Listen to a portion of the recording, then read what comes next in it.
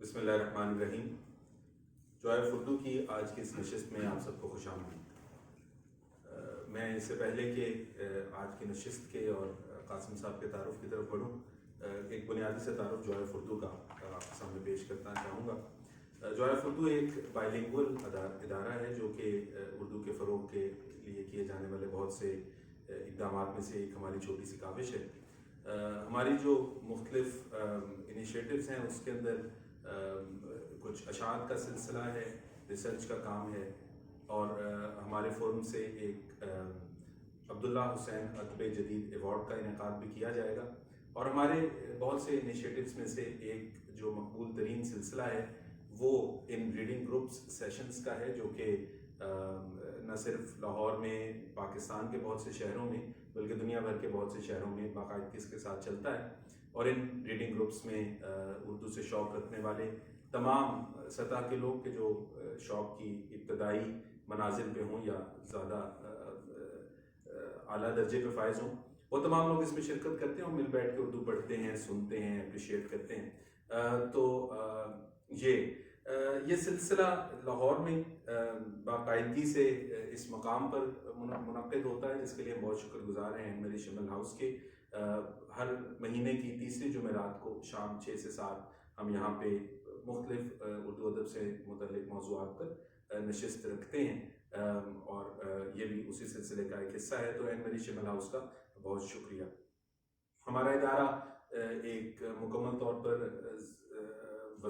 اپنے وسائل سے چلنے والا اور رضاکاروں کی مدد سے چلنے والا ادارہ ہے. اس لیے آپ لوگوں میں سے بھی کوئی بطور رضاکار ہمارے ساتھ کام کرنا چاہیں تو ضرور رابطہ کیجئے. ہماری ویب سائٹ کو وزٹ کیجئے یا joyofurdu@gmail.com پر ایک ای میل ڈراپ کر دیجئے. اور اس کے علاوہ بھی جو ہماری سوشل میڈیا پہ پریزنس ہے، فیس بک، انسٹاگرام، ٹویٹر، یوٹیوب، ان سب کو فالو کیجئے تاکہ آپ کو اپڈیٹس ملتی رہیں. اس پروگرام کی ریکارڈنگ بھی یوٹیوب پہ دستیاب ہوگی کچھ دن میں. اب ہم پروگرام کے باقاعدہ آغاز کی طرف جاتے ہیں، اور جیسے کہ آپ سب لوگوں کو اندازہ ہوگا کہ ایسی محفلوں میں فون کو سب سے پہلے خاموش کر لینا چاہیے، اور بہتر تو یہ ہوگا بند بھی کر لیجئے اگر ورنہ وہ آپ کی توجہ کو بٹاتا رہے گا. یہ تو ہوا جوائے اردو کا تعارف. آج کے جو نشست ہے اس کا جو بنیادی تعارف ہے وہ تو آپ لوگ دیکھ کے ہی تشریف لائے ہیں کہ ہم جوش ملیح آبادی کو یاد کرنے کے لیے یہاں پر اکٹھے ہوئے ہیں. جوش صاحب کی پرسوں برسی ہے تو ہم نے یہ سوچا کہ اس موقع کی مناسبت سے جوش صاحب کو یاد کیا جائے. جوش ملیح آبادی صاحب کا تعارف اور ان کے بارے میں مزید گفتگو قاسم صاحب کریں گے. اس سے پہلے میں بھی کچھ عرض کرتا ہوں. میں قاسم صاحب کا بھی بہت شکریہ، قاسم جعفری صاحب کا، کہ وہ یہاں پہ بطور مقرر انہوں نے وقت دیا اور موجود ہیں. ان کا بنیادی تعارف ہمارے لیے تو یہ ہے کہ جوائے اردو کے سرپرست ہیں، ہمیشہ سے بڑی شفقت فرماتے ہیں، ہمارے لیے وقت بھی نکالتے ہیں اور ان سیشنز کو کنڈکٹ کرتے ہیں. لاہور کی ادبی محفلوں میں جو لوگ شرکت کرتے ہیں اور جانتے ہیں ان کے لیے قاسم جعفری صاحب کا نام کوئی نیا نہیں ہے. آپ ان سے پہلے بھی آشنا ہوں گے. ہست و نیست کے اوپر ہر دوسرے ہفتے کے روز شام کو اسی طرح سے شعری محفلیں مختلف شعراء کرام کے بارے میں باقاعدگی سے کرتے آ رہے ہیں. اور ابھی مجھے پتا چلا کہ 5 سال ہو گئے اس سلسلے کو، 6 سال ہو گئے ہیں، اور اس میں کوئی 70 شعراء کے بارے میں گفتگو کر چکے ہیں. تو ہماری بڑی خوش قسمتی ہے کہ یہاں پہ قاسم صاحب نے ہمیں وقت دیا. اب جوش ملیح آبادی کا تعارف کرانے کے بارے میں جب میں نے سوچا تو یہ بڑا مشکل کام تھا. یہ ہم سب لوگ بنیادی طور پہ جانتے ہیں کہ وہ اردو کے عظیم شعراء میں سے ہیں. میں نے پھر یہ سوچا کہ ان کا تعارف میں ان کے الفاظ میں کراتا ہوں. تو اس کام کے لیے 2 چیزوں سے میں نے استفادہ کیا. ایک تو ان کی آپ بیتی یادوں کی برات جو ان کی کتاب ہے اس کے شروع میں انہوں نے اپنے تعارف کے بارے میں کچھ باتیں لکھی ہیں. اس کو مکمل کو تو نہیں لیکن اس میں سے کچھ اقتصابات پڑھتا ہوں. اس کے بعد ایک نظم ان کی پڑھیں گے جو کہ ان کے تعارف کا مختصر سا احاطہ کر لے. چند منٹ میں اس باب کا عنوان ہے خود کشائی. میری زندگی کے 4 بنیادی میلانات ہیں: شعر گوئی، عشق بازی، علم طلبی اور انسان دوستی، ان سب کو سلسلہ وار دیکھ لیجئے تاکہ آپ سمجھ لیں کہ میں کیا ہوں۔ نمبر 1، شعر گوئی۔ شاعری میری حاکم ہے، میں محکوم، وہ جابر ہے میں مجبور، وہ قاہر ہے میں مقہور، وہ آمر ہے اور میں مامور۔ شاعری کے باب میں بعض بزرگوں نے ایک خالص دینی مصلحت کی بنا پر، جس کی شرح کا یہاں موقع نہیں، یہ عجیب کلیہ وضع فرمایا ہے کہ صرف اس موضوع کلام پر شعر کا اطلاق ہوگا جو بالقصد کہا گیا ہو۔ اگر یہ کلیہ تسلیم کر لیا جائے تو چونکہ میں نے آج کی تاریخ تک ایک مصرع بھی بالقصد موزوں کرنے کا ارتکاب نہیں کیا ہے، اس لیے آپ کو اختیار کامل حاصل ہے کہ میرے تمام کلام کو شاعری سے کلیتاً خارج فرما کر میرے غیر شاعر ہونے کا اعلان فرما دیں۔ میں خوش، میرا خدا خوش۔ آپ نے مجھ کو شاعر ہونے کا انعام ہی کب دیا تھا کہ اب مجھے نا شاعر تسلیم فرما کر اس انعام سے محروم فرما دیں گے؟ اس سلسلے میں ایک اور بات بھی سن لیجیے۔ شاعری وہ بد بلا ہے کہ ہر موضوع تباہ تخلص دار کے کان میں یہ افسون پھونک دیتی ہے کہ بیٹا تم اپنے دور کے سب سے بڑے شاعر ہو، اور اسی لیے باورچی ٹولے کا ہر لونڈا اپنے آپ کو نعمت خانے ولی سے بڑا شاعر سمجھنے لگتا ہے۔ جھوٹ کیوں بولوں، میرے گوشے مبارک میں بھی شاعری یہ افسون پھونک چکی ہے کہ حضور اقدس و اعلیٰ اس 20ویں صدی کے سب سے عظیم یعنی شاعر اشعر الشعراء ہیں، لیکن قوت و حیات کا لاکھ لاکھ شکر ہے کہ میری عقل بیمار نہیں ہے۔ وہ مجھ سے نہایت سنجیدگی و دیانت کے ساتھ کہتی ہے کہ خان صاحب بہادر، انائے شاعری کے فریب میں نہ آ جائیے گا، اور وہ جو کچھ کان میں پھونک رہی ہے اس سے پھول نہ جائیے گا۔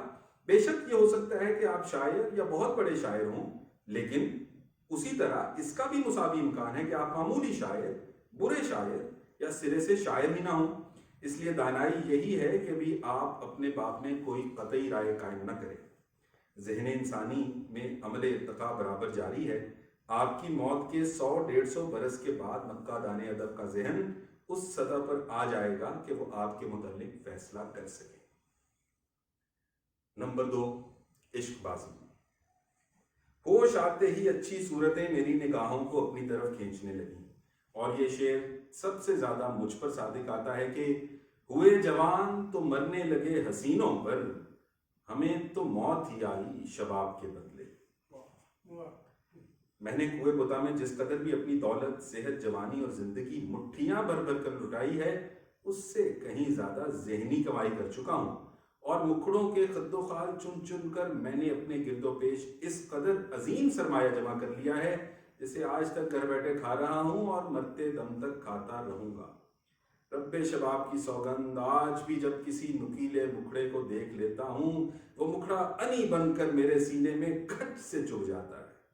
جانتا ہوں کہ بالتوفیق صالحین میری یہ بات سن کر منہ بنائیں گے، لیکن ڈنکے کی چوٹ پر یہ کہتا ہوں کہ ہر چند میرے بال سفید ہو چکے ہیں، لیکن الحمدللہ میرا نامہ اعمال ابھی تک سیاہ ہے۔ علم طلبی۔ نمبر 3، علم طلبی۔ عشق کی طرح مجھ کو حصول علم کا چسکا بھی لڑکپن ہی سے تھا۔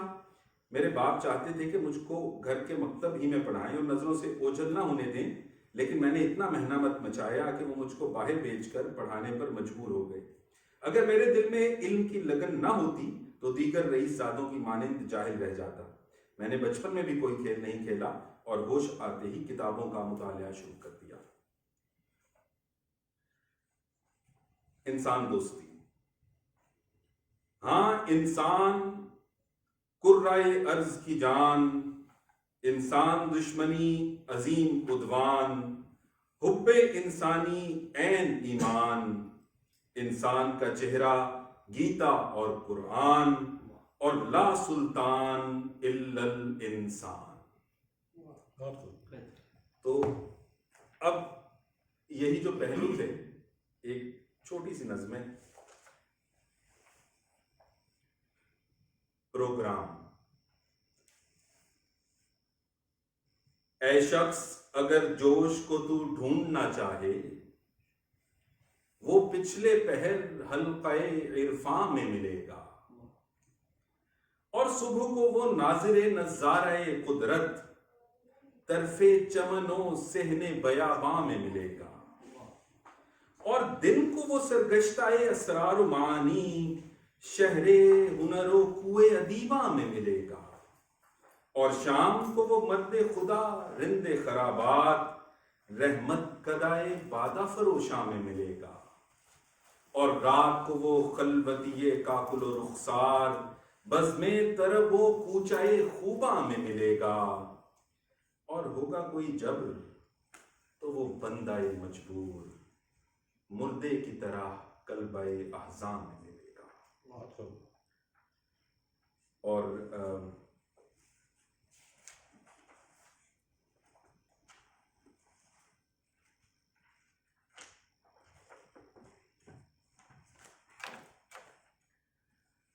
اب اس سے پہلے کہ میں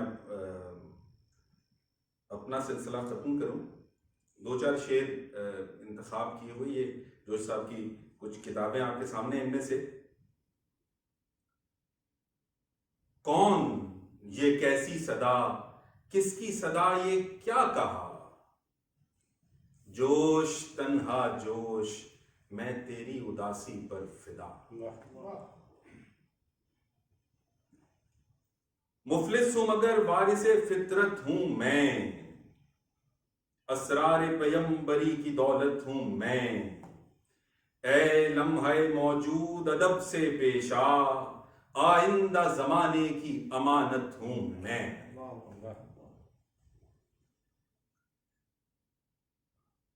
محراب جاں میں تو نے جلایا تھا خود جسے،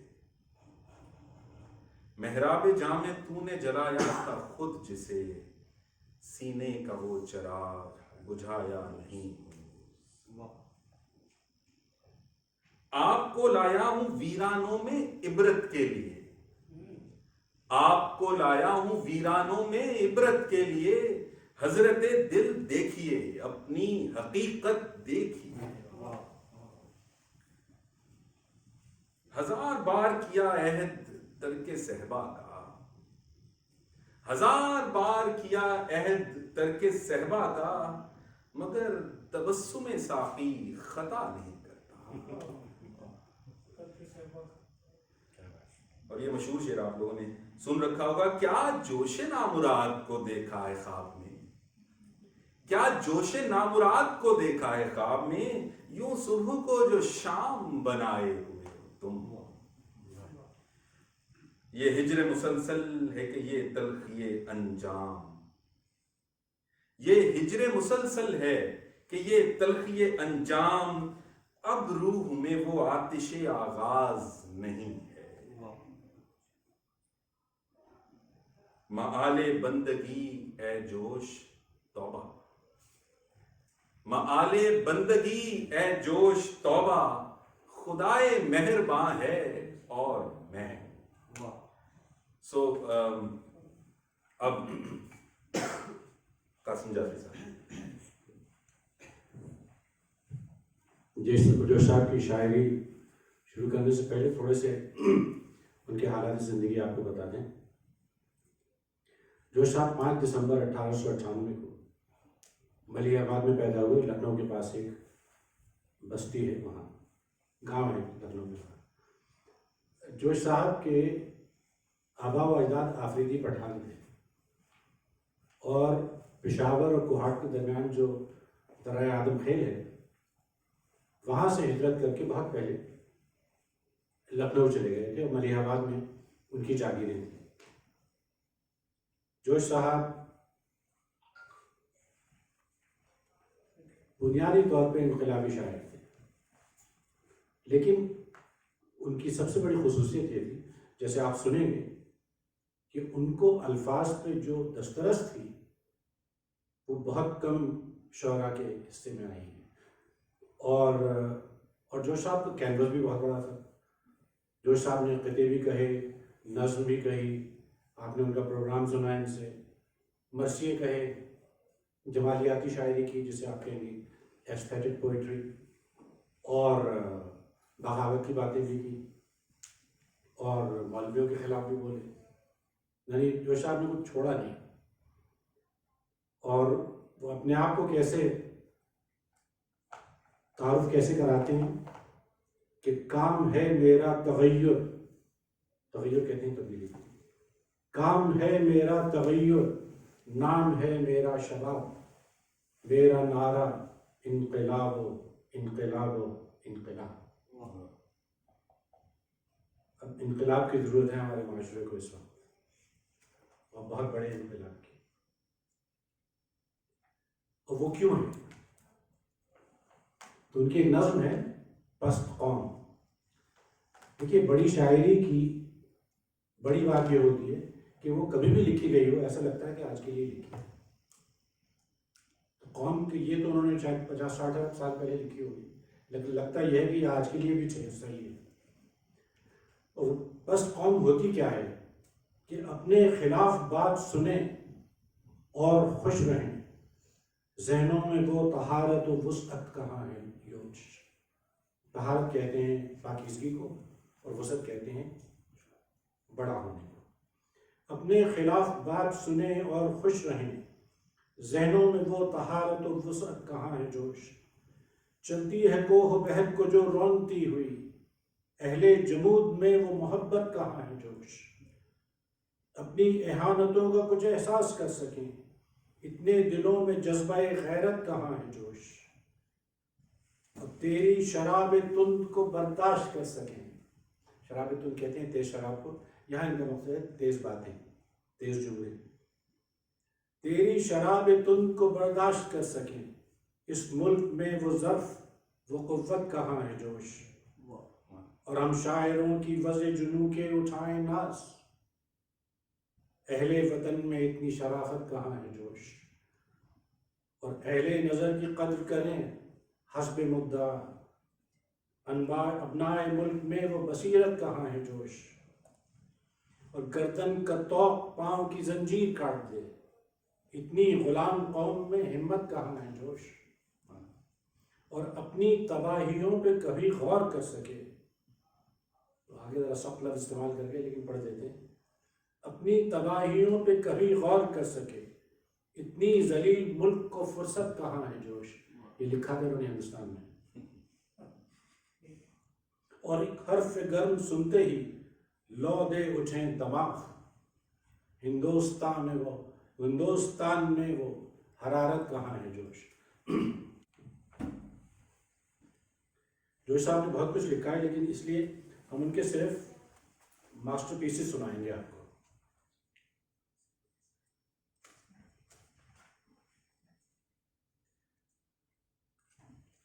یہ ان کی نظم ہے مولوی کے نام سے۔ اچھا، ان کا مقصد مولوی سے کوئی ضروری نہیں کوئی مذہبی آدمی ہو، ان کا مقصد وہ ہے جن کے ذہن بند ہو چکے ہیں۔ کہتے ہیں کہ ہوئی ایک مولوی سے کل ملاقات، شبیہ ہے قبہ و تصویر منبر، وہی ہوں گے جو فردوس بری میں خدا کے فضل سے حوروں کے شوہر۔ یہ طنز بھی ہے اس میں اور مزہ بھی ہے۔ اور امامہ برسرو مسواک در جیب، اٹنگا پائے جامہ دلق بر، اور ہنا سے ریش سرخ آنکھوں میں سرما، ریش کہتے ہیں گاڑی کو، ہنا کہتے ہیں مہندی کو۔ ہنا سے ریش سرخ آنکھوں میں سرما، لٹیں مہکی ہوئی زلفیں معطر، جھکے شانے پہ چوخانے کا رومال، ابا کے بند میں تسبیح احمر،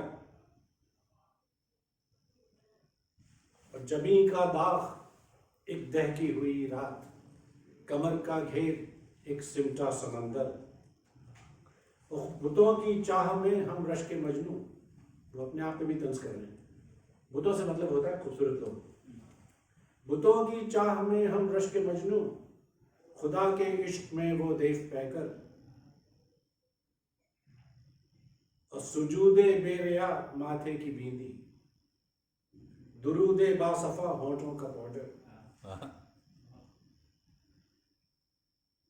اور پھر کہتے ہیں مگر آنکھوں میں ہنگامے تبسم، ریا کی چشمکے اللہ اکبر۔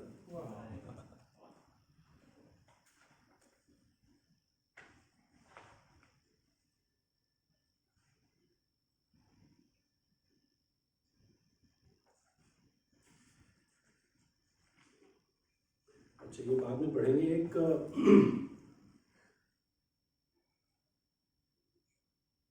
جوش صاحب نے اپنی ایک سوانح عمری لکھی آٹو بایوگرافی. اس کا نام تھا یادوں کی بارات، جس میں سے انہوں نے پڑھا اقتباس. تو جوش صاحب نے کہا کہ انہوں نے کوئی 17-18 عشق کیے. تو کسی صاحب نے کہا کہ اس کتاب کا نام یادوں کی بارات کی بجائے باراتوں کی یاد ہونا چاہیے. اور اس میں بہت سی مزیدار چیزیں ہیں. ایک چیز میں آپ کو پڑھ کے سنا رہا ہوں.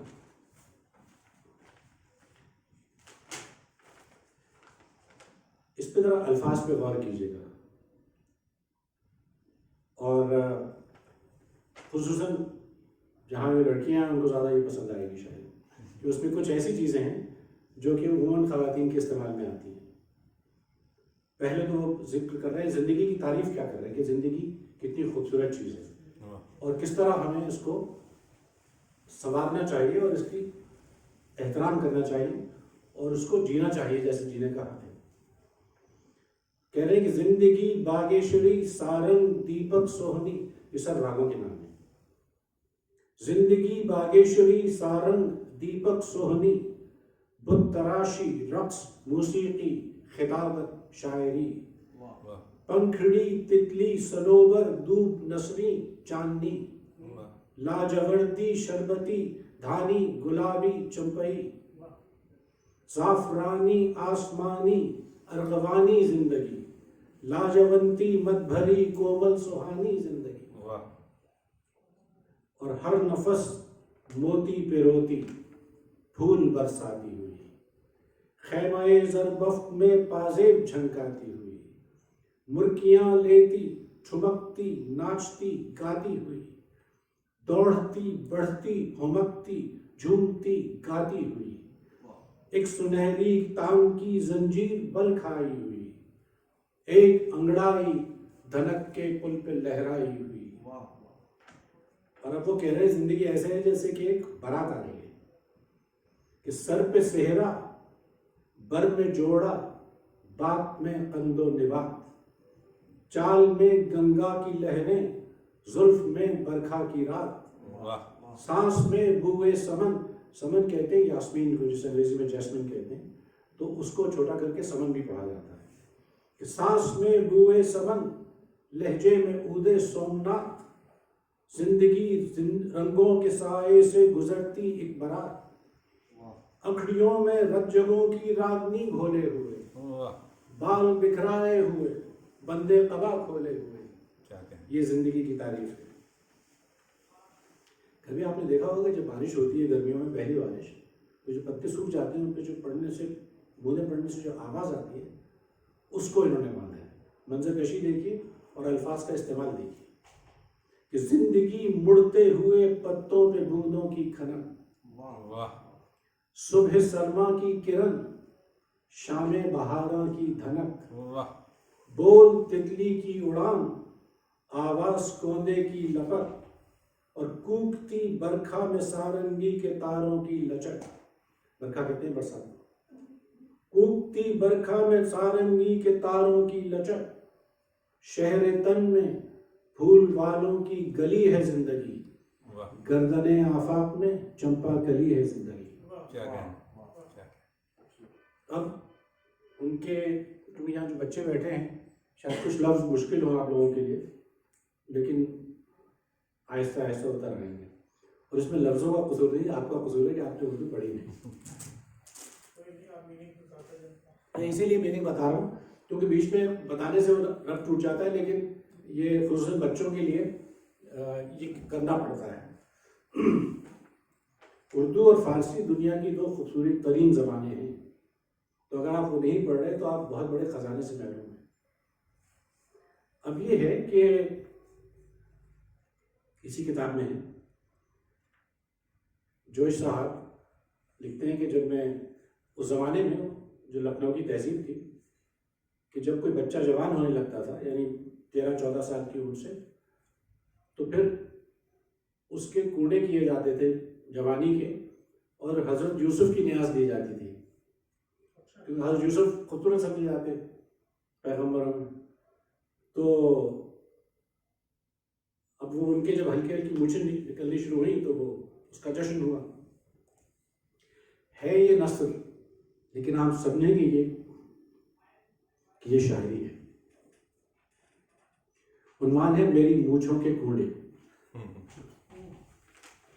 کہہ رہے ہیں کہ میرے اودھ میں یہ رسم جاری تھی کہ جب لڑکوں کی مسیں بھیگنے لگتی تھیں تو مٹی کے کوڑے کوڑوں میں چونی دار بھر کر حضرت یوسف کی نیاز دلائی جاتی تھی. فرما رہے ہیں میرے مونچھوں کے کوڑے الحفیظ علمان، ہائے جوانی کا وہ آسیانہ ریحان، ہر خواتین میں اس کی وہ معصومہ اماندان، وہ ہر طرف سے اے میں صدقے اے میں قربان، وہ رنگوں کے پہن کھلتے سینکڑوں نشان، وہ کل یوم ہو فی الشام فارسی عربی، وہ جھبکتی زمین وہ جھلجلاتا آسمان، وہ مشک وہ زعفران وہ عود وہ لوبان، وہ ریحان وہ رمان، وہ عطر پھول اور پان، وہ امنگوں کی پور پور کی گوکتی چٹخان، وہ ترنگوں کے رگ رگ میں دھان، وہ جھولتی گلیاں وہ جھولتے میدان، وہ امریوں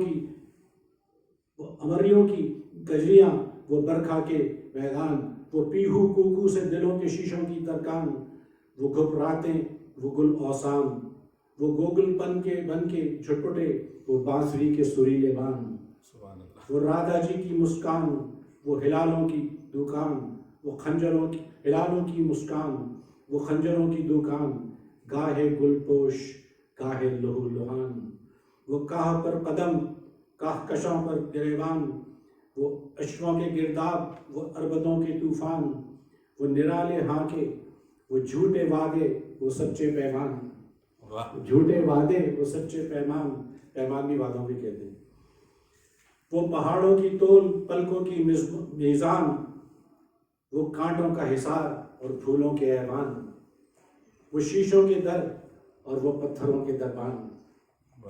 دیکھیے یہ طنز کیا ہے انہوں نے کہ اس زمانے میں جو محل تھے بڑے شیشے وغیرہ لگے ہوتے تھے، لیکن ان کے جو دربان تھے وہ بالکل پتھروں کی طرح کھڑے رہتے تھے. تو کہہ رہے ہیں کہ وہ شیشوں کے در وہ پتھر کے دربان، وہ ادھر سے سوال ہے کوئی امکان اور وہ ادھر سے جواب اللہ بالسلطان، وہ تواتر خطا و نسیان، وہ سلسلہ انتقام بالاحسان، وہ قلزم حسن و عشق کا طغیان، وہ بیاہیاں ترار. بیاہیاں کہتے ہیں جو کہ شادی شدہ ہوں، ترار آپ سمجھ گئے ہوں گے. وہ بیاہیاں ترار، وہ کواریاں نادان، وہ لہجوں کی مرکیاں وہ بولوں کی مسکان، وہ انکھڑیوں کے ڈوروں کی گویا زبان، وہ حورانی مقصورات فی الخیام کی شرمیلی آنبان، وہ سراہی دار گردنوں کے ڈوروں کی لچک میں ارجن کمان، وہ بوجھل پپوٹے وہ نیندوں کے جھپان. نیندوں کے جھپان ہوتے ہیں جب جھونکا آتا ہے نیند کا آدمی کو. اور وہ راموش رنگ کے بوستان، وہ الڑ حور وہ ہر امرت غلمان، کافر زلفوں کی چھاؤں میں وہ مکھڑوں کے قرآن، اور وہ صدائے فبأي آلاء ربكما تكذبان، کہ تو اپنے رب کی کن کن نعمتوں کو ٹھکراؤ گے. اب یہ پروز ہے، یہ نثر ہے، اور اس میں دیکھیے کتنی شاعری ہے، اس میں کتنی موسیقی ہے. جو میں نے پہلی چیز پڑھی تھی نا وہ زندگی واقعی شری سارنگ دیپک سوانی، کتنی خوبصورت چیز ہے. آپ کو ایک بات بتاؤں، یہ ایک مرثیے کا حصہ ہے. جی ان کا ایک مرثیہ ہے زندگی اور موت. تو پہلے وہ زندگی کی تعریف کرتے ہیں پھر موت کی تعریف کرتے ہیں. تو زندگی کی تعریف اتنی خوبصورت تھی کہ آدمی کو ویسے ہی زندگی سے عشق ہو جائے. تو اس لیے یہ آپ کے سامنے پڑھی کہ آپ کو اندازہ بھی ہو کہ لفظ اتنے مشکل نہیں ہوتے، ذرا غور کرنے کی ضرورت ہوتی ہے.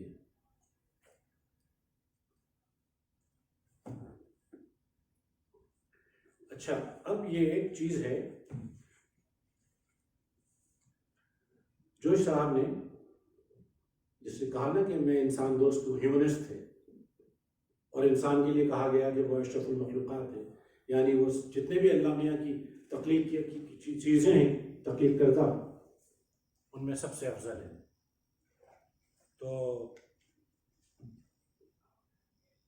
وہ پہلے بتاتے ہیں کہ انسان اتنا بڑا کیوں ہے اور کس کی وجہ سے ہے. انسان سب سے بڑا ہے علم کی وجہ سے، اور علم کے لیے انہوں نے سمبلزم استعمال کیا ہے قلم کا. تو میں اس کے کچھ شعر پڑھوں گا، یہ بہت لمبا ہے، اس کے کوئی 2000 شعر ہیں، لیکن میں ان میں سے صرف 50-60 پڑھوں گا آپ کے لیے. اور اس میں آپ زبان دیکھیے اور تخیل دیکھیے. اے قلم، قلم سے خطاب کر رہے ہیں، اے قلم چوب خضر حبل متین ارشاد، شانہ گیسوئے خمدار عروس ایجاد. اچھا کوئی لفظ سمجھ میں نہ آئے تو پریشان مت ہوئیے گا، یہ کہیں نہ کہیں سمجھ آ جائے گا سوتے جاتے، بعض دفعہ سوتے میں بھی لفظ سمجھ میں آ جاتے ہیں. قلزم وقت میں تو زمزمائے باد مراد، تیری تاریخ میں بیتی ہوئی صدیاں آباد. یہ قلم کے لیے کہہ رہے ہیں. آج کل تو کی بورڈ ہے، لیکن قلم آج کل کا کی بورڈ جو وہی ہے. کرے خاک و صدنوار و صدا سار کے ساتھ، رقص میں ہے تیری بازیب کی جھنکار کے ساتھ. پھر وہ کہتے ہیں کہ اے قلم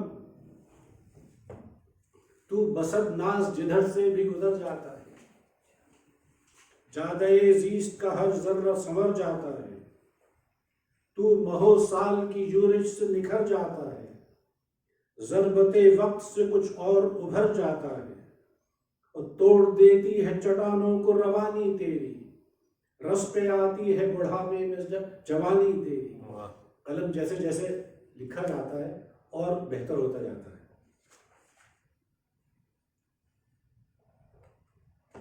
اور تیرے سجدے میں سریا کی بلندی غلطاں، تیرے لفظوں میں دوست شمس و قمر زمزم مقام، تیری گفتار سے بنائی یہ ذہن انسان، تیری رفتار سے رقصہ ہے نگار دوران، اور تیری چوکھٹ پہ جبینیں ہیں جہانداروں کی، سانس رکتی ہے تیرے نام سے تلواروں کی.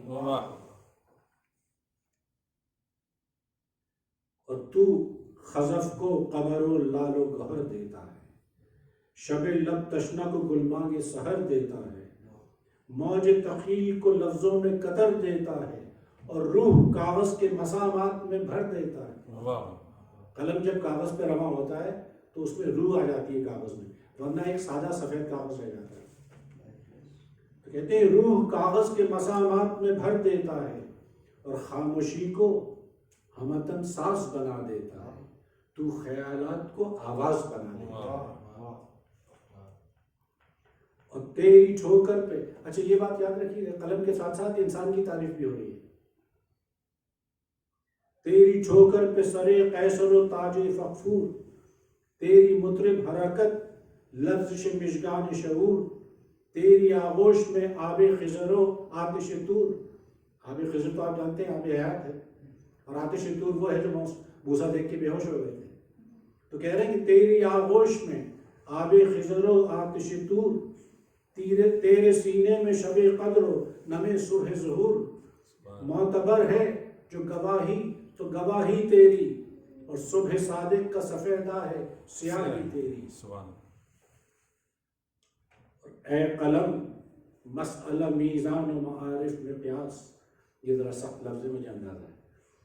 علم بنیاد و ہنر محور و ادراک اساس، فکر پیغام و نظر ناقد و فرہنگ شناس، مشعل قصر ادب مشرق صبح قرطاس.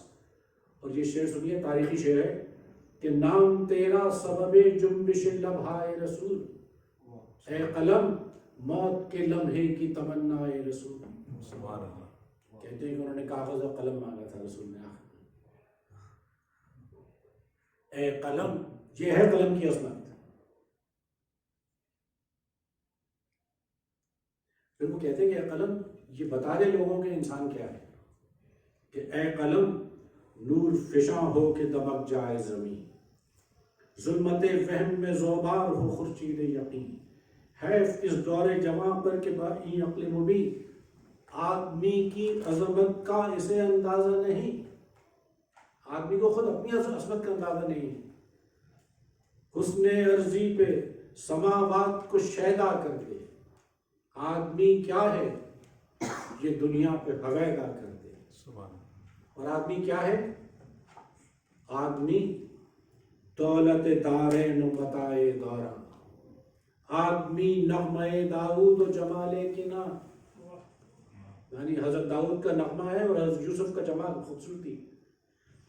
آدمی نغمہ داؤد و جمال کنا، آدمی وارث کونین و رئیس دو جہاں، آدمی بربت محراب جہان گزراں، دور میں نازش آفاق کا جام آتا ہے، لب گیتی پہ جب انسان کا نام آتا ہے۔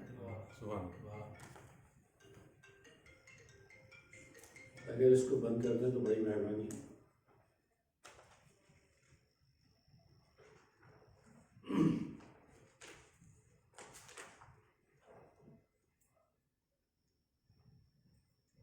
اب انسان کیا ہے؟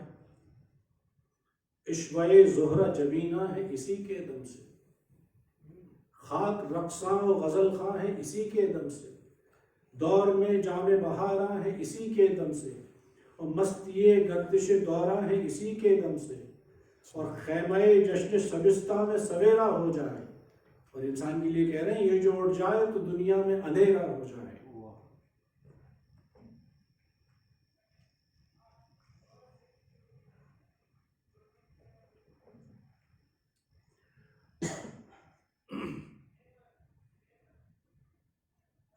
ظلمت و نور و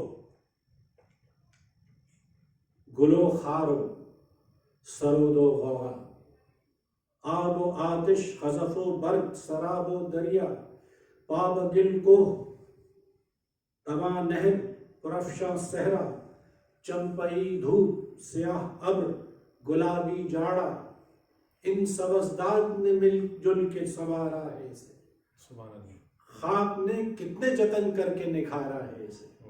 انسان خاکی ہے نا، تو کہہ رہے ہیں کہ خاک نے کتنے جتن کر کے نکھارا ہے اسے، اور انسان کو اس کو جھولے میں جھلایا ہے صبا نے بس۔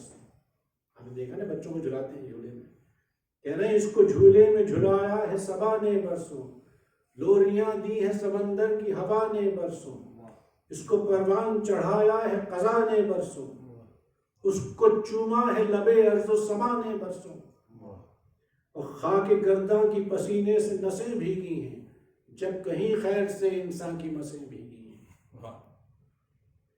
اور مرغزارو چمنو وادیوں کو ہو صحرا۔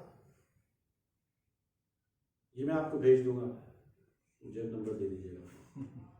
مرغزارو چمنو وادیوں کو ہو صحرا، سبز و شبنم و ریحان و گل و سرو و صبا، ذرہ و اختر و بحر و مہ و دشت و دریا، سب یہ گونگے ہیں اٹھائے ازلی سناچا، کرۂ ارض و سما کھول رہا ہے انسان، اس خاموشی میں فقط بول رہا ہے انسان۔ آدمی صاحب گیتا و ضرور و قرآن، آدمی صاحب گیتا و ضرور و قرآن، کفر ہے اس کی صباحت تو ملاحت ایمان، بانی دیر و حرم واضح ناقوس و ازاں، خالق اہرمن و موجد حرف یزداں، یہ جو عیب و ہنر و زشتی و زیبائی ہے فقط انسان کی ٹوٹی ہوئی انگڑائی ہے۔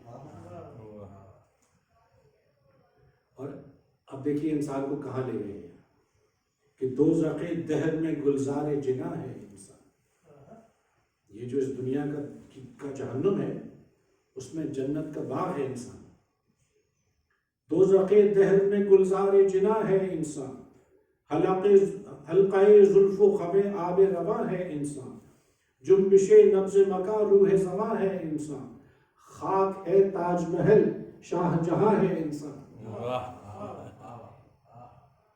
حاکم کون و مکان ناظم دورہ انسان۔ اور اگلا مصرع دیکھیے، خاک ایک رحل سبک سہل ہے قرآن انسان، رحل میں رکھتے ہیں نا قرآن کو، تو کہہ رہے ہیں کہ خاک ایک رحل سبک سہل ہے قرآن انسان۔ اور انسان کون کون تھے؟ اب یہ شاعروں کے نام لے رہے ہیں اور نبیوں کے نام لے رہے ہیں کہ یہ مثالیں ہیں آدمیوں کی کہ آدمی حافظ و خیام و انیس و عرفی، غالب و مومن و فردوسی و میر و سعدی، خسرو و رومی و عطار و جنید و شبلی، یونس و یوسف و یعقوب و سلیمان و علی، خطبہ حضرت خلاق کا ممبر انسان، انتہا یہ کہ محمد سب پیغمبر انسان. سبحان اللہ. انسان کی اس سے بڑی تعریف نہیں ہو سکتی. ابھی 20 صفحے والے ہیں جو اس لیے میں آپ پہ رحم کر رہا ہوں. سر نبیوں کو اور ساتھ ساتھ شاعروں کو کمپیئر کیوں کیا جاتا نہیں کمپیئر تو نہیں کر رہے، یہ ساتھ ساتھ لکھ رہے ہیں. Is not comparing. اچھا اب ہم آتے ہیں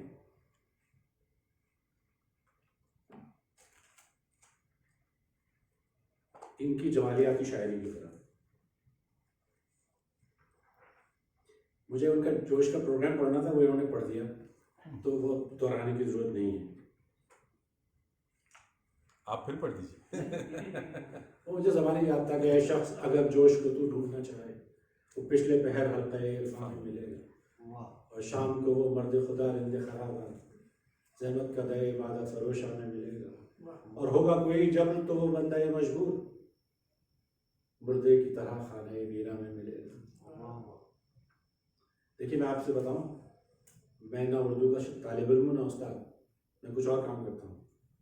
میرا یہ کاٹ دیجیے گا، میرا کام کارپوریٹ مینجمنٹ ہے جی. دس از مائی ہابی. اور میں چارٹرڈ اکاؤنٹنٹ ہوں. آپ چارٹرڈ اکاؤنٹنٹ. تو اگر آپ لٹریچر پڑھتے ہیں تو یہ تو آپ کو پڑھنا چاہیے، اس کا ذوق پیدا ہونا چاہیے. یہ کاٹ دیجیے گا بھائی، کیونکہ اپنا ذکر آدمی کو کرنا نہیں چاہیے. ویسے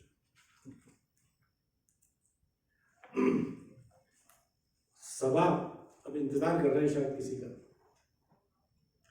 صبا اب یہ ذرا آسان ہے لفظ، تو آپ کو زیادہ پریشانی نہیں ہوگی. صبا ادب سے یہ کہنا کہ ہیں بہار کے دن، یہ میں نے اس لیے بھی چنی ہے کہ بہار کے دن آ رہے ہیں.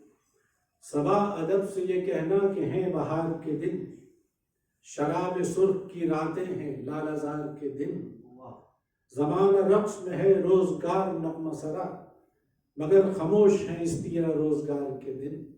تیرا روزگار کہتے ہیں کہ جس کا وہ تیرا کہتے ہیں اندھیرے کو، کہ میرا جو روزگار ہے وہ کچھ ایسا برائٹ نہیں ہے. اور تیرے خیال میں گریاں ہیں تیری یاد میں گم، گریاں کہتے ہیں رونے کو.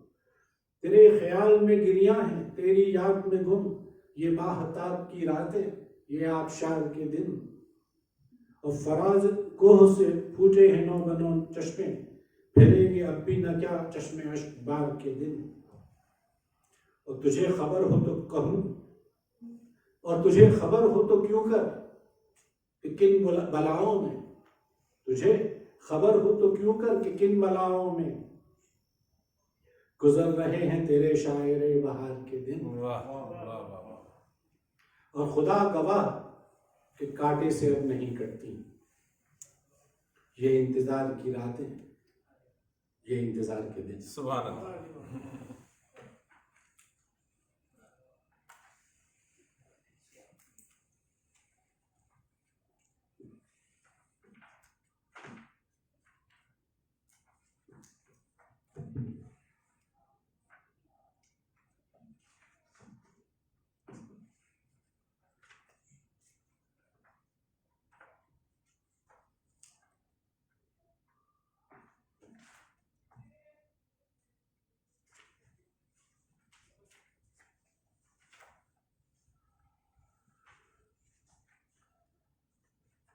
ایک اچھی نظم ہے، وہ میں آپ کے لیے تلاش کر رہا ہوں، وہ سننی چاہیے، وقت ہے ہمارے پاس.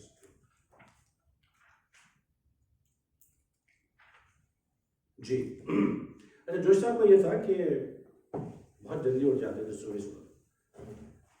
ان کے کچھ لطیفے بھی ہیں اس سلسلے میں. تو یہ تھا کہ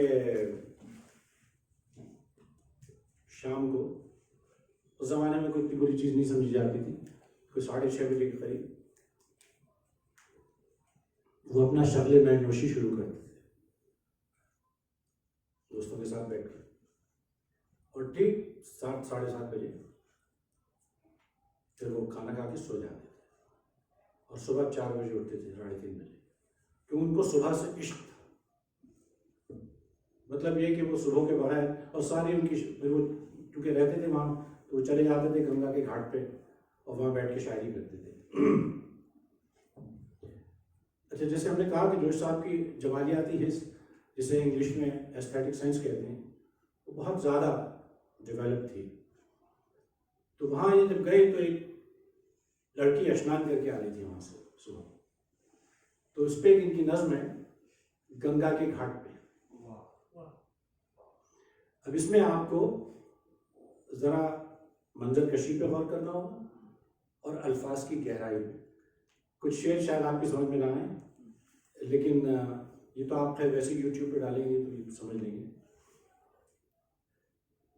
بڑھائے سرخی عارض ہوائے صحرا سے, نہایا کون چلا آ رہا ہے گنگا سے. سرا دلائی کا سر پہ نظر جھکائے ہوئے, دبائے دانتوں میں آنچل بدن چرائے ہوئے, اور لبوں پہ مہر خاموشی خاموشیوں سے خطاب. لبوں پہ مہر خاموشی خاموشیوں میں خطاب. کمر میں لوچ جبیں پر دمک نظر میں شراب. قدم قدم پہ تمنائیں دل ستانی کی, رخ شگفتہ پہ طغیانیاں جوانی کی. اور شراب ناب لیے نرگسی کٹوروں میں, لہو چمن کا رواں سرخ سرخ ڈوروں میں. سرخ ڈورے وہ کہتے ہیں جب آنکھیں لال ہو جاتی ہیں نا زیادہ سونے یا زیادہ جاگنے. لہو چمن کا رواں سرخ سرخ ڈوروں میں, اور دراز زلف میں جادو سیاہ آنکھ میں مد. مد کہتے ہیں نشے کو. دراز زلف میں جادو سیاہ آنکھ میں مد, نسیم صبح بنارس ہلال شام اودھ. ہوائے صبح سے روشن چراغ سیم تنی, شگفتہ غسل سحر سے مزاج گل بدنی. اور نظر نہ آئے وہ چہرے پہ چادر آبی, بیاض چشم میں گلکاری شکر خوابی. خنک نسیم سے ابھرے ہوئے نپوش شباب, صباحتیں ہیں کہ برسات کی شب ماہتاب. اور اب یہ نظم ختم ہو رہی ہے تو ذرا سنیے کہ عجیب حسن ٹپکتا ہے چشم و ابرو سے, مہک رہا ہے بدن کمسنی کی خوشبو سے. مقابلہ جو کرے کوئی چاند پھیکا ہے, جبین شوق پہ صندل کا سرخ ٹیکا ہے. نمی ہے زلف میں اشنان کر کے نکلی ہے, یہ کس کی موت کا سامان کر کے نکلی ہے. نمی ہے زلف میں اشنان کر کے نکلی ہے, یہ کس کی موت کا سامان کر کے نکلی ہے. اور لبوں پہ کھیل رہا ہے اثر نہانے کا, گمان ہوتا ہے ہر بار مسکرانے کا. اور سیاہ زلف پہ آنچل خفیف آبی ہے, برہ نپا ہے تو ہر نقش پا گلابی ہے. اور میری طرف سے کوئی کاش ہو یوں گر میں خطاب. اب خود تو کہہ رہے میری طرف سے کوئی کہہ دے اس سے کہ میری طرف سے کوئی کاش یوں ہو گر میں خطاب, کہ وقت صبح ہے اے دختر شب مہتاب. کہ چاند کی بیٹی اب صبح کا وقت آ گیا ہے, کہ وقت صبح ہے اے دختر شب مہتاب. ازل کے دن سے در حسن کا بھکاری, ازل کے دن سے در حسن کا بھکاری ہوں, ادھر بھی ایک نظر میں تیرا پجاری ہوں.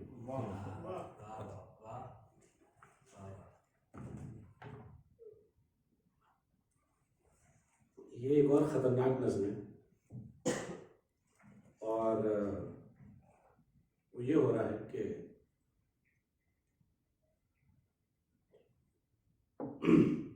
خانقاہیں ہوتی ہیں, ہر جگہ ہر خانقاہ جو ہے اس کا پتہ بھی نہیں ہوتا کہ ان کا آج کل تو کاروبار بھی بن گیا ہے کچھ. تو اس کا نام ہے فتنہ خانقاہ. یہ جوش صاحب کی سب سے مشہور نظموں میں ہے, اس لیے آخر میں پڑھ رہے ہیں. اس کی منظر کشی کچھ یوں ہے کہ بھائی چائے مل جائے گی, میرا گلا بالکل بیٹھا. کہ ایک لڑکی ایسٹیٹکس ہیں تو جوش صاحب کی مشکل تھی. جیسے میں نے کہا نا کہ اس کتاب کا نام ہونا چاہیے تھا باراتوں کی یادوں کی بارات کی بجائے. تو ایک لڑکی ہے بے حد حسین، وہ دعا مانگنے جاتی ہے خانقاہ میں. تو وہاں جو حشر ہوتا ہے لوگوں کا وہ سننے سے تعلق رکھتا ہے. کہتے ہیں کہ یہ لمبی نظم ہے، لیکن ایک تو آپ کو اس کی منظر کشی پہ دوبارہ سے دیکھنا ہوگا اور الفاظ کی گہرائی کہ ایک دن جو بحر فاتحہ ایک بنت مہرما، پہنچی نظر جھکائے ہوئے سوئے خانقاہ، زہاد نے اٹھائی جھجکتے ہوئے نگاہ، ہونٹوں میں دب کے ٹوٹ گئی ضرب لا الہ. برپا ضمیر زہد میں کوہرام ہو گیا، ایمان دلوں میں لرز براندام ہو گیا. یوں آئی ہر نگاہ سے آواز علما، جیسے کوئی پہاڑ پہ آندھی میں دے اذاں. دھڑکے وہ دل کے روح سے اٹھنے لگا دھواں، ہلنے لگی شیوخ کے سینوں پہ ڈھاڑیاں. اور پرتو فگن جو جلوے جانانہ ہو گیا، ہر مرغ خلد حسن کا پروانہ ہو گیا. اور اس آفت زمانہ کی سرشاریاں نہ پوچھ، نکھرے ہوئے شباب کی بیداریاں نہ پوچھ. رخ پر ہوائے شام کی گلباریاں نہ پوچھ، کاکل کی ہر قدم پہ فسوکاریاں نہ پوچھ. کاکل کہتے ہیں زلفوں کو. کاکل کی ہر قدم پہ فسوکاریاں نہ پوچھ. عالم تھیو خرام میں اس گلزار کا، گویا نزول رحمت پروردگار کا.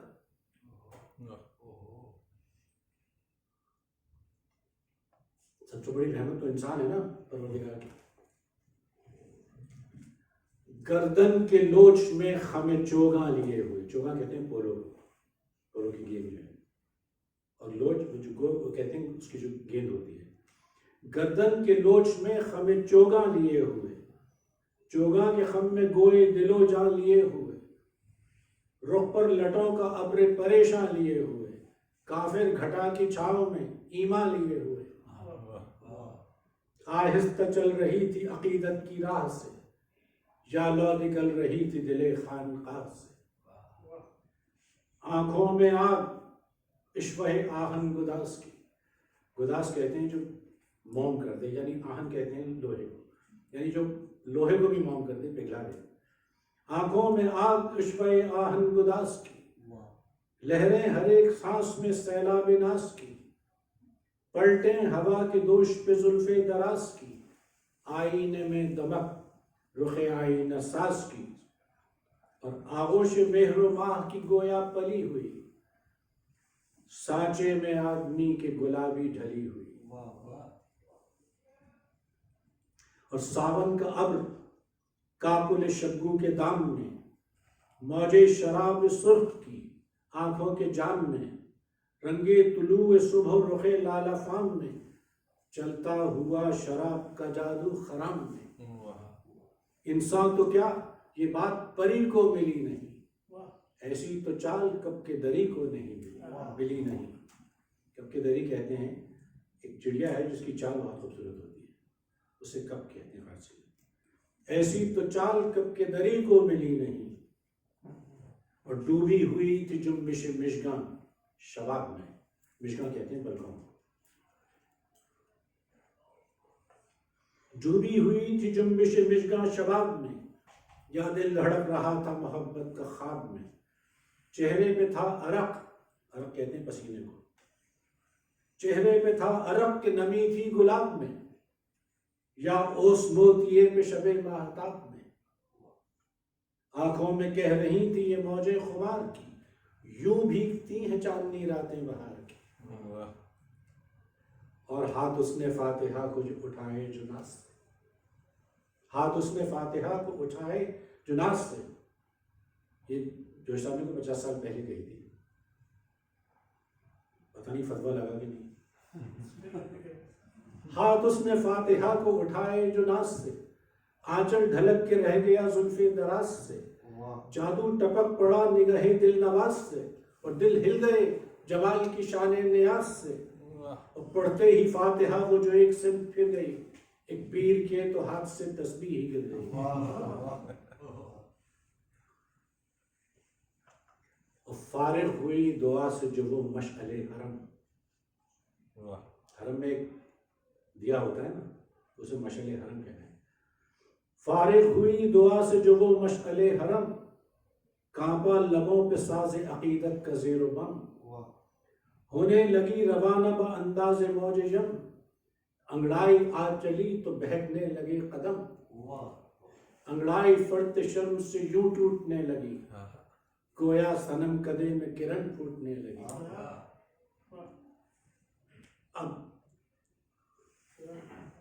اب کیا ہوتا ہے؟ ہر چہرہ چیخ اٹھا کے تیرے ساتھ جائیں گے، اے حسن تیری راہ میں دھونی رمائیں گے، اب اس جگہ سے اپنا مسلح اٹھائیں گے، قربان گاہ کفر پہ ایمان چڑھائیں گے، کھاتے رہے فریب بہت خانقاہ میں، اب سجدہ ریز ہوں گے تیری بارگاہ۔ اور پھر کیا ہوتا ہے کہ سورج کی طرح زہد کا ڈھلنے لگا غرور۔ سورج جب ڈھلتا ہے تو اس کی آنچ، اس کی روشنی، اس کی گرمی کم ہو جاتی ہے۔ سورج کی طرح زہد کا ڈھلنے لگا غرور، پہلوئے عاجزی میں مچلنے لگا غرور، رہنے کے کروٹیں سی بدلنے لگا غرور، رخ کی جوان لو سے پگھلنے لگا غرور، ایمان کی شان عشق کے سانچے میں ڈھل گئی، زنجیر زہد سرخ ہوئی اور گل گئی۔ لوہا جو ہے اسے بہت آگ دیتے ہیں تو سرخ ہو کے وہ گل جاتا ہے، ٹوٹ جاتا ہے۔ آخری دو بند ہیں اس کے کہ پل بھر میں زلف لیلی تمکی بگڑ گئی، دم بھر میں پارسائی کی بستی اجڑ گئی، جس نے نظر اٹھائی نظر رخ پہ گڑ گئی، گویا ہر ایک نگاہ میں زنجیر پڑ گئی، طوفان آب و رنگ میں زحات کھو گئے، سارے کبوتران حرم ذبح ہو گئے، زاہد حدود عشق خدا سے نکل گئے، انسان کا جمال جو دیکھا پھسل گئے، ٹھنڈے تھے لاکھ حسن کی گرمی سے جل گئے، کرنیں پڑی تو برف کے تودے پگھل گئے، القصہ دین کفر کا دیوانہ ہو گیا، کعبہ ذرا سی دیر میں بت خانہ ہو گیا۔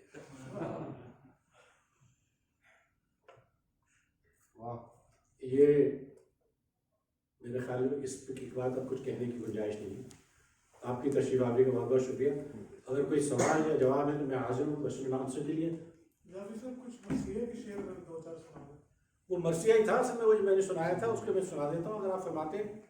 وہ مرثیہ ہی تھا انسان کا جو تھا، میں اس کے آخری حصے سنا دیتا ہوں، اجازت؟ جی جی۔ وہ کہتے ہیں کہ وہ سنایا تھا نا کہ آدمی حافظ و قیام و انیس و عرفی اور خطبہ حضرت خلاق کا ممبر انسان، انتہا یہ کہ محمد صلی پیغمبر انسان۔ پھر کہتے ہیں کہ اب مرثیہ شروع ہو رہا ہے کہ آپ کہتے ہیں کہ اللہ کو بندے پہچان اور بیگانہ ہے انسان سے اب تک انسان، اس جہالت میں کہاں علم خدا کا امکان، شرط اول ہے کہ حاصل ہو بشر کا عرفان، ذکر بھی آپ نہ اللہ کا للہ کریں، فقط انسان سے انسان کو آگاہ کریں۔ خدا نے کہا ہے کہ میں حقوق العباد نہیں بخشوں گا، حقوق اللہ میں کوئی کوتاہی ہو گئی تو بخش دوں گا، انسانوں کے حقوق پہ آپ ڈاکہ نہیں مار سکتے۔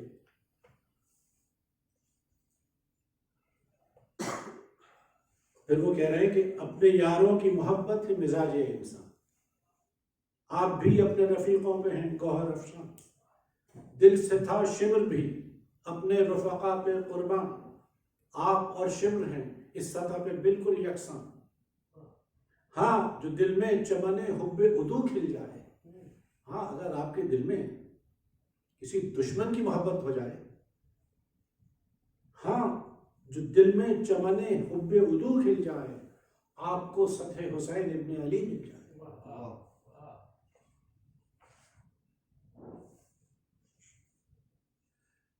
تلخ کاموں کو پلاتا ہے جو آب شیریں، بخشتا ہے کسی مستر کو جو کیف تمکین، عمر بھر خدمت انسان سے جو تھکتا ہی نہیں، اس کی سرکار میں خود عرش جھکاتا ہے زمین، اپنے زانوں پہ جو دکھیوں کو سلا لیتا ہے اس کو اللہ کلیجے سے لگا لیتا ہے۔ اور آخر میں